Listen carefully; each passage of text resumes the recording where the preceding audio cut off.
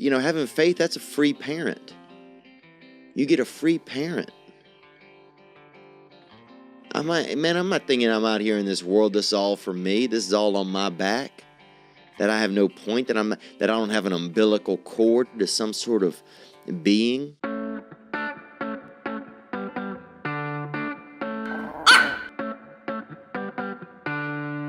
Honestly, I could end this video right now after 18 seconds of Theo'd explaining why people invent gods.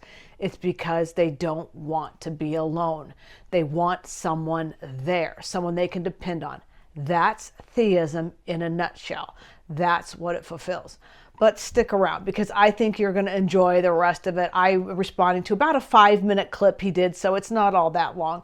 And he is funny. I don't follow him. I've never seen his stand-up routine. I've only seen clips of him on YouTube or Facebook. He is pretty funny. He was raised in a conservative Christian home in Louisiana. He didn't go to public schools. He went to Christian schools. So he is well versed in Christianity. And I think you're going to find this interesting. Now, keep in mind, this video that he did is several years old. And he has since evolved from the stance that he's going to be taking here, which is kind of sad. And I'll show you that at the end, what he's up to now. So let's get into it. Out here in Los Angeles, in some of this industry and stuff that I'm in, it's not a rejection against Christ, but there's definitely, religion isn't super welcome. People want to be offended, or people want, there's this vibe out here. Sometimes I feel like you're going to offend. Oh, you can't have, there's something weird about faith, or in some areas people are like thoughts and prayers. That kind of, people don't like that. But man, I feel like faith is just such a healing thing for people. Yeah, I feel alone. I feel hitchhiking when if I don't have some kind of a faith.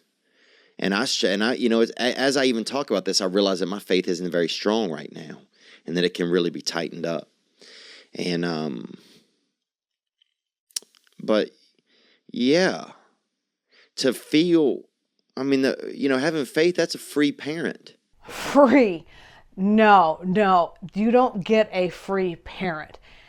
At the best, you're going to pay with critical thinking skills, because you always will pay.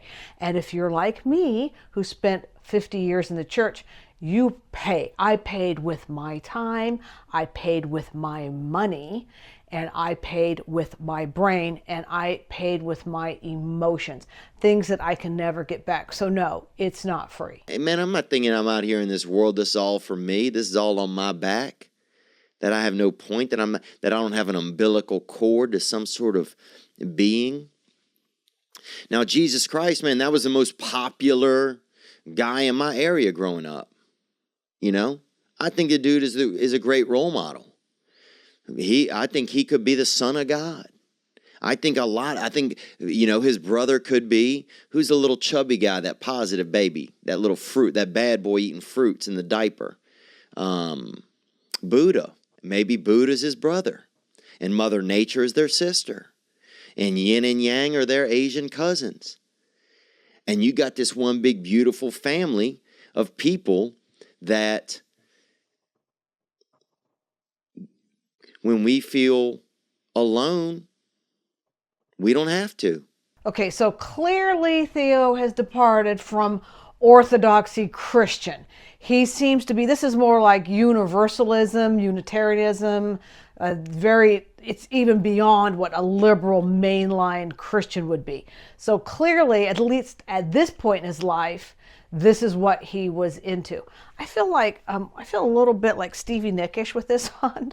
It's cute, isn't it? Or when we feel like we're not part of something that we don't have to. I can't, and look, I know some people out there are atheists and stuff, and they don't want to believe in anything, and that's, and I can't understand it. But I also come from a place where I think I've felt alone a lot.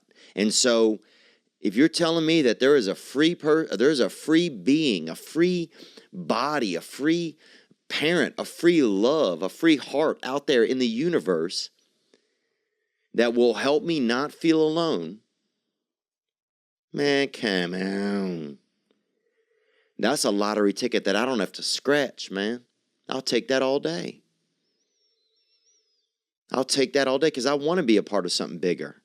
I don't want to be a part of just myself. You know? And I want to leave here and I want to feel something again.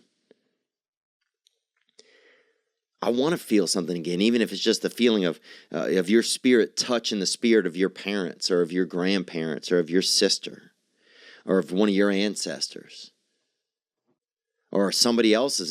Just a feeling of your spirit bumping into somebody else's in another world that's safe and normal and comfortable, maybe not even normal. It's wishful thinking, isn't it? Because that's what it always boils down to. Not facts, not evidence, wishful thinking. So I can't, when he says he feels alone, I find that interesting that he always goes back that he doesn't want to feel alone. And so many Christians, I know I was for many years, I had a rough childhood. A lot of Christians do. And when you feel like you have somebody, something, it's very hard to break away from that. I understand completely. Some new normal. I don't know. I'll take that chance, man. Fuck, I'd love to be a ghost, bruh. Dude, could you imagine if we get to be ghosts?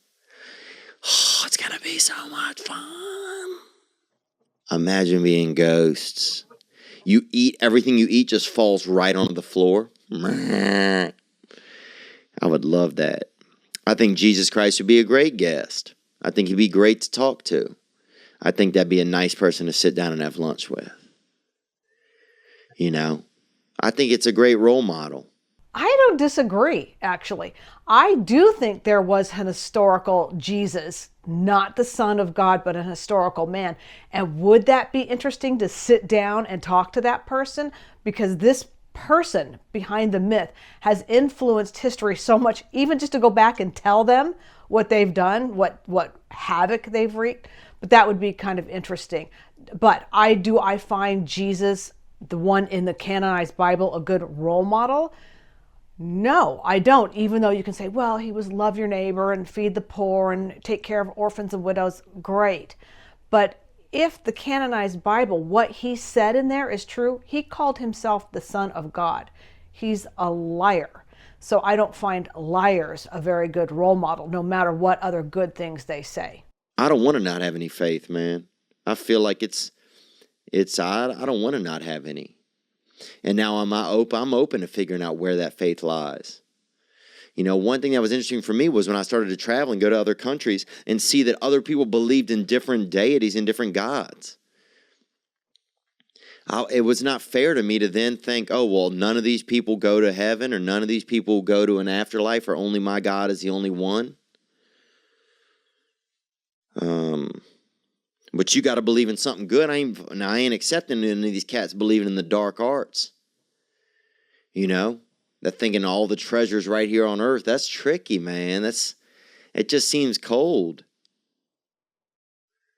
It just seems, and look, I'm open to learn, but for me, the way that religion has always been most comfortable in my life, in my environment when I grew up, was Catholicism or Baptists, Presbyterians. Dude, I thought Presbyterians were honestly lesbians. I didn't know. I mixed it up when I was young. Dude, and I would hear those bells ring and I would, I'd be like, dang, they got a lot of ladies heading over there. A lot of ladies, boy, gonna be packing into that building. Because I thought Presbyterians were, straight up lesbians, but this is different. I could see why he would say that. Some of those old line mainline Christian churches have a lot of old ladies going to them. That's kind of what their congregation has shrunk down to. So that's funny. When I was growing up, I had a friend who was a Presbyterian, and my fundamentalist mother nicely told me as a young girl that a Presbyterian friend was going to hell because she wasn't a real Christian. So I would like to ask Theo, if God is real, why has he revealed himself to different people in different ways and caused untold millions of deaths fighting over who the true God is? even amongst Christians themselves. We don't even have to go back very far into history to see that Christians were fighting and killing each other for what is the right kind of God. I'd like to ask him that. Obviously, as a skeptic, as an atheist, agnostic atheist, I don't agree with almost anything Theo said in this video. But you know what? I appreciate his honesty. He's a very open person, and I appreciate that. So maybe I'll watch some of his comedy and see if I like it. Didn't he interview Donald Trump? Tell me if I'm remembering that correctly, like during his campaign. And I don't know how that went. That would be interesting to see that. So anyway, he's funny, and I appreciate his honesty a lot. Now, an update on Theo, what he's doing now. Since he made that video a few years ago, he seems to be going back to more of an Orthodox Christianity, because he said just a couple weeks ago that he's attending a Bible study at a church with Morgan Waller, who's a country star. So I find that discouraging. I would have hoped he would have stayed where he was. I'm afraid he's getting sucked back into fundamentalism, or at least mainline Christianity. So that's kind of a bummer. Hey, if you liked this, give me a thumbs up, like and subscribe, and I'll see you next time.